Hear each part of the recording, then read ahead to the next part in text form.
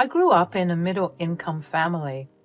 While my parents both worked decent jobs, they had 6 months to feed, i.e., my parents themselves, me, and my three siblings. So, needless to say, we did struggle a little bit. Hand-me-downs were the norm for us, and so were frozen and cheap meals. The only reason we even managed to own a house was because my grandmother had left the house in my dad's name. We lived in a pretty good neighborhood where families belonging anywhere from the middle to high income lived. The house next to mine had been empty for a couple of years after I was born, according to my parents, until a new family moved in. They had a son of the same age as me. He was the only kid in the neighborhood that was my age, so even though we didn't end up going to the same school since he was homeschooled, my parents and I made the effort to get the both of us to hang out more. His parents were more than welcoming of me and often invited me over. As time passed, the boy, John, and I became the closest of friends. John remained homeschooled for his entire schooling years, and his only interaction with someone his age was me. Thankfully, since I attended a public school, I had more than enough knowledge to teach him about the appropriate ways to socialize with peers his age. His dad, William, was especially grateful for me. Somewhere along the years, William had realized his mistake in forcing homeschooling on his son. He had wanted his son to be more well-rounded and wanted to give his son a head start on learning about the family business. William began to see how much his son had actually lacked being able to communicate with other children his age. But when he saw John struggling less and less after spending time with me, he would show me his gratitude in many different ways. William was a man of very few words, so he never outwardly said, "Thank you," but he would send me home with more than enough food for my entire family and would buy me and my siblings little gifts for our birthdays or any other occasion. While William was grateful for me, John's mother, Margaret, was not so happy with me. She hated that William treated me so well because she felt that he was being harsh on their son, but nice to the neighbor's kid. She never made her distaste for me unapparent. She had always made snide remarks towards me and would constantly try to stop William from giving me things. However, William would never listen to her, and sometimes out of spite towards her, he would give me more things. Aside from the fact that the way William treated me, Margaret had many other issues with her husband. As a result, the two of them would constantly fight and yell at each other. There was not a single day where the house was quiet. It began to affect John. He began to withdraw even more into himself. It took months of coaxing, but I was finally able to prove myself worthy enough for him to share his thoughts and feelings with me. That was when we were 13. Having had me by his side and having a shoulder to lean on lifted the weight off of his shoulders. We became closer as the years passed. I developed feelings for him somewhere over the years, but never acted on them. There was only one point when John didn't share something with me. We were 17 at the time this happened. For reference, John came over to my house looking distraught. His face was pale and his eyes were wide. He kept pacing back and forth in my room. "John, are you okay? You seem really distressed. You know you can talk to me, right?" "I know that, but this is something I don't think I can tell you." "You don't have to tell me everything, but if you're comfortable, just tell me a bit about it. You know that talking about what's upsetting you always makes you feel better. It's just, my mother and I had a huge fight. I reached a breaking point with how she treated my dad. I snapped at her, and she said something really hurtful. That's why I'm so upset." "Oh man, I'm so sorry that happened. Do you think you could tell me what she said?" "It's really painful. I don't want to talk about it." "Yeah, that's okay. Family can be complicated, but remember, no matter what, they're still your family. You shouldn't let your anger ruin your relationships with them. Take time to process your feelings." "Yeah, I guess so. Thanks for listening, Maria. You always know how to calm me down." At that time, I wanted John to stay with his family because I knew that despite their weirdness and arguments, at the end of the day, they only had his best interests at heart. Little did I know the real truth. If I had known the truth, I would never have suggested John forgiving and staying with his parents. Actually, his mother, to be more specific. In the years that passed, John and I graduated high school and enrolled ourselves in the same college. John did more of the distance learning thing while I attended college. Since I had been working since I turned 16, I was able to save up enough to rent an apartment. William helped me a little bit as well. So while I attended college, I was able to move out into my own space. As a result, John and I would hang out more often without the watchful eyes of our parents. Eventually, we both realized that we had big-time feelings for each other. After an awkward confession on both of our parts, we began dating. My parents were ecstatic for us, while John's parents had more neutral reactions. William congratulated us with a calm demeanor, whereas Margaret just grunted at us in disapproval. Anyways, we chose not to focus on his mother's reaction. After we graduated college, John proposed to me, and within that year, we got married. At that time, I thought I had won at life. I mean, my childhood best friend was the person I married. He was there with me from the start and vice versa. I really loved him with everything I had. After we got married, John began to travel a lot more for work. He didn't want me to stay alone for too long, so he asked me to move in with his parents. I was hesitant, but John tried his best to convince me. I don't know about moving in with your parents. Your mom's never been a fan of me. I know, but listen.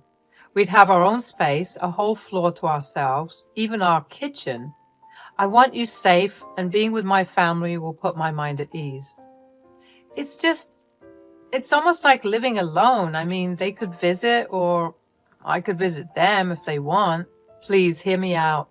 This could even be a chance for you and my mom to get along better. I believe this could help mend things. All right. If it means that much to you, I'll give it a shot. But I hope this doesn't make things worse between us. Thanks, babe. I promise I'll do my best to make sure everything goes smoothly. I knew that his reasoning made no sense, but I accepted his request, and only because I wanted him to feel better when he wasn't near me. The fact that I would have some privacy made me feel better. Plus, if anything happened, my parents lived right next door and I could crash there. In the next month, the both of us had moved back in with his parents. However, I quickly realized that John hadn't been completely honest with me. You see, I wasn't going to be alone in the house with his parents. I was going to be alone with only his mother, Margaret. Whenever John went out on a business trip, he did so at his dad's command. William made John go take care of businesses at a different place while he, too, was away on business.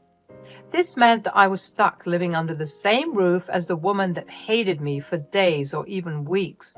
Thankfully, Margaret never really did anything much to me. She would make a rude comment here or there, and the worst would be when she would purposely have no food made for me, after specifically asking me what I wanted to eat. I would usually be too tired from work to care, so I would either whip myself up a quick meal or I would order in. Anyway, as long as I stayed in my room, nothing significant happened. That was until one day John called me and asked me to search through his office for a file. He wanted me to scan the contents of the file and send them over to him. I had to rummage through his messy drawers for that file, but while I was looking for it, I felt something off with one of the drawers. I felt around it a little more and noticed that it felt a lot more hollow than the others. I realized that the drawer had a false bottom. Now, I know that it's wrong to snoop, but my curiosity got the best of me and I managed to open the false bottom. There was one file. I couldn't help but wonder what was so important and such a big secret that John had to hide it in his office drawer. I didn't know if Margaret would have been snooping around, so I walked over to the door and looked around.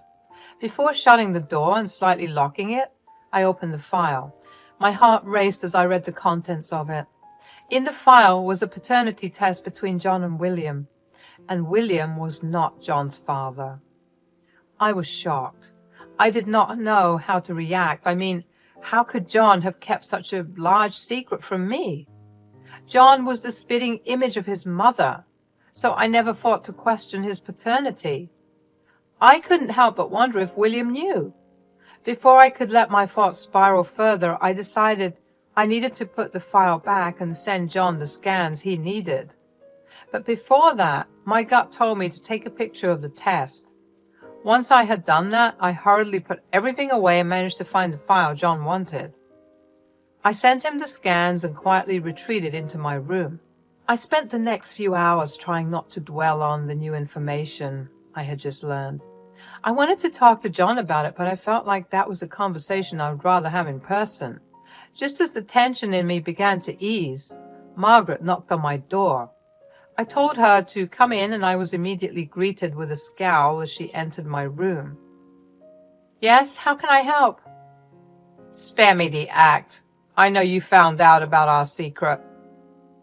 "What are you talking about?" "Don't play games. I saw the false bottom of John's drawer open. I know you read the document." "Fine. You got me. But tell me, does William know?" "Ha ha, William. That old geezer doesn't know a thing. If he did, we'd be on the streets. All he ever wanted was an heir. I was lucky enough to get away with the fact that John wasn't his kid only because John is a spitting image of me." "How could you deceive him like that? After all he's done for you?" "Spare me your moral judgments. I'm not the only one betraying him. John's in on it too. He's gotten used to this lifestyle and he won't let it go." That can't be right. What if I tell William everything?" "Oh, please, you think some peasant like you can ruin our little game of pretend? I'd simply make William believe you're lying to cause chaos. He'll choose us over you any day. You won't get away with this for long." "Keep dreaming. I've never liked you, Maria. I've been trying to push John away from you for years. This is the perfect reason for him to find someone of his social standing. You won't get away with this forever. The truth will come out. That's how it always works." "Oh, please, save your fairy tales for someone who cares. Good luck with that, though. If you're smart enough, you won't interfere." With that, she walked out of the room. My heart was pounding. Every question I had for John, Margaret had answered them. I was disgusted with both of them. I knew that Margaret didn't like me and showed it, but I never thought she would stoop so low. And worst of all was John. How could he deceive the man that had raised him that way? How long had he known? Did he feel any remorse whatsoever? On top of that, would he go along with Margaret's plan to leave me? I barely got any sleep that night because my thoughts kept me awake. The next day passed in a haze. William had returned from his work trip. I couldn't look him in the eye because of how guilty I felt. I wanted to tell him everything, but I knew that if I tried, Margaret would find a way to turn the tables on me and make me the bad guy. That night, William asked for the three of us to have dinner together. I silently ate my food except for the times that William asked me questions about work. At some point during dinner, Margaret told William that she wanted to go on a vacation with John. "William, I've been missing John, and I think it'll be a great idea for us to go on a 2-week trip to Italy together." Well, John has been working hard. He does deserve a break." "Doesn't John have a lot of work commitments? I mean, I'm no expert, but won't his absence affect the business?" "Please. William managed the business for years before John joined. A short break won't hurt." "That's true, and John could use some time off." "All right, you can go, and I'll handle things here." "Thank you, dear. Maria, why don't you join them?" "Oh, that won't work. It's supposed to be a mother-son bonding time. Besides, it will feel like a third wheel." "Well, what do you think, Maria? Would you like to join them?" "Oh, she probably has her own plans. Don't worry about her." "Let's allow Maria to make that decision, huh?" I knew why Margaret wanted to go on this trip. I was about to say that I wasn't okay with the trip, but I felt a sharp kick in my shin. I winced in pain as I realized that Margaret had kicked me under the table. I looked at her and noticed her sharp glare. I wanted to tell on her so bad, but I knew it wouldn't lead me anywhere. I felt like I was stuck until I suddenly had a brilliant idea. I realized that I could use their time away to tell William everything. So I shut my mouth and nodded that I was okay with the trip. Margaret looked satisfied, and William told Margaret she was free to go on her trip. That night, I called John and asked him about this trip. "Are you going on this trip with your mother?" "Yeah, I don't really have a choice." "That's not true. You do have a choice. You can choose not to go along with her plans." "Everything is just so messed up, and honestly, a lot of it is because of you." "What do you mean? How is any of this my fault?" "If you had respected my privacy back then, none of this would have happened. There's a lesson I didn't tell you about everything." "When did you even find out you're not William's son?" "Remember how a couple of years ago I came over to your place looking really distressed because of this huge fight I had with my mom? Yeah, she dropped that bomb on me during that fight." "Did you consider telling William about it?" "I did. I even threatened her to spill the secret, but she laughed it off, said if I told William, he'd throw us out. So we're stuck keeping this secret. Now that you know, I can't keep you around anymore." "Did our relationship mean anything to you at all?" "Of course it did. But when you found out about the secret, I knew I had to let you go. Your strong conscience could ruin everything I've been working for." With that, he hung up the call. I couldn't believe that this man was the man I had loved. Was this always a part of him? Or was this something he had become out of greed? I cried myself to sleep that night. I couldn't believe that all our years of friendship and love just crashed into something so disgusting. How could he let go of me so easily? I had treated him like he was the most precious thing to me, while I was just something that could be easily thrown away to him. I woke up the next morning fully ready to take revenge. John had returned home that morning and silently packed his bags for his vacation. He and Margaret were set to leave in the afternoon. I didn't spare him a glance. My heart hurt, but I knew I was doing the right thing. William had gone on another short business trip for the next 2 days, so I had to wait for him to come back for my plan to start. After John and Margaret left, I busied myself by looking through their stuff. Not surprisingly, the false bottom in John's drawer was empty. I couldn't find the file anywhere. I guess Margaret must have gotten rid of it. It was okay, though. I had a picture of it.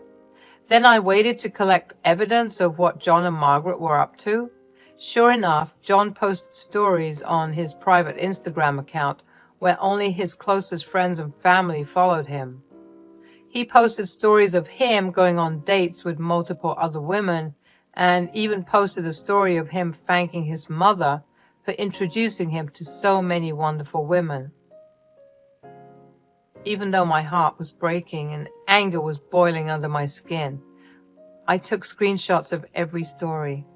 I then called William and told him I had an emergency and needed him home immediately. William assured me that he would be home by nighttime. True to his word, he showed up by 9 p.m.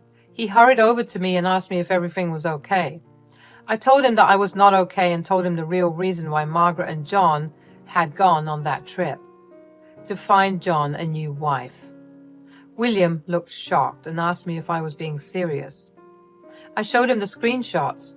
William's shock turned to anger and disgust. William stuttered as he asked me why they would do this. I told him that I had something important to tell him, but I needed him to sit down for that. He sat down and fearfully asked me what I had to say. I took out the printout of the picture of the test and showed it to him. William sat there silently for a while as he processed what he was reading. I gave him some time before telling him everything I had found out in the past few days. William's hurt turned to anger. Without a word, he called up his banks and canceled his credit cards. He knew that Margaret and John were depending on them for their travel because they always used those for trips. He also went ahead and canceled John's office card, so they had no money that way either. Once he was done with that, William felt slightly calmer. I apologized for throwing everything at him at once. I'm so sorry, William. None of this should have happened. There's no need for you to apologize. I never imagined Margaret could go to such lengths. I'm glad this revelation happened while I'm still in control of the business. What are your plans now? I'm worried John and Margaret might try to come back. I've made up my mind. I'm going to divorce Margaret and remove both of them from this house. I'm with you on the divorce. I'll also file one against John. I'll move out too, don't worry. No, Maria, you're not going anywhere. If you're willing, I'd like to pass the business down to you. I've always seen you as a daughter, and I trust you to carry on the legacy. William, I don't know what to say. I'd be honored to continue what you've built. That's settled then. We'll make this right together, Maria. The days after that were filled with sadness and anger. William filed for divorce, and so did I. Margaret and John tried contacting us, but neither of us picked up the calls or answered the texts. William had managed to pull some strings and managed to get both of us restraining orders against Margaret and John. When the calls got too annoying, I finally picked up. What the hell did you tell my dad, Maria? I haven't said anything to him. Then why are his cards cancelled and our numbers blocked? What have you done? I didn't tell him anything. I just showed him the proof. That's impossible. I burned it all. Not everything. I had enough evidence. I took a photo of the document you thought you destroyed. You're heartless for doing this to us. Huh. You're the heartless one. You and Margaret chose to keep this secret from William. You have to face the consequences of your actions. You're tearing our family apart. No, you're doing it. It's the truth that's finally coming out. It's time to take responsibility. I hung up the call and blocked John and Margaret. In the weeks that followed, William and I sent our divorce papers to our respective partners. William had all of John's and Margaret's things packed and put away in a storage facility. He gave them 1 month to show up and take their things, or they would have to pay to keep their things in the facility. I quit my job and began focusing on working with William. It was hard for both of us to forget everything that had happened, but we knew that at the end of the day, we still had each other. I began to enjoy work, and the benefits I got from working with William were only a bonus. So that is my story. Thank you for listening till the end. I hope that no matter what life throws your way, you always remember to do what's right, because you never know how life will reward you.